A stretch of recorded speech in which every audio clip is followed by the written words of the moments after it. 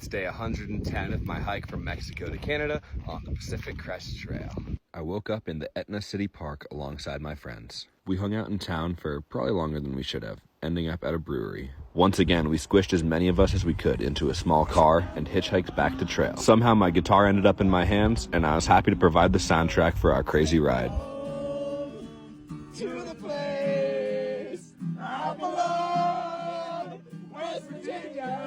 Eventually, we stumbled out of the car and towards the trail. By this point, we were getting on trail much later than we would have liked, which meant that we could only do about 8 miles before nighttime. We entered the Marble Mountain Wilderness, which is known as one of the highlights of Northern California. I walked north for a few more miles, getting a bit in front of my friends. Once the sun began to go down, I found a nice campsite and pulled out my guitar, waiting to surprise my friends with a rendition of the Rattling Bog. Down in the valley, oh, Rattling Bog, back down in the valley,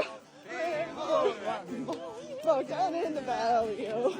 Then the 6 of us set up camp by lining up our sleeping bags, and we all cowboy camped next to each other as we enjoyed one of the last sunsets in California.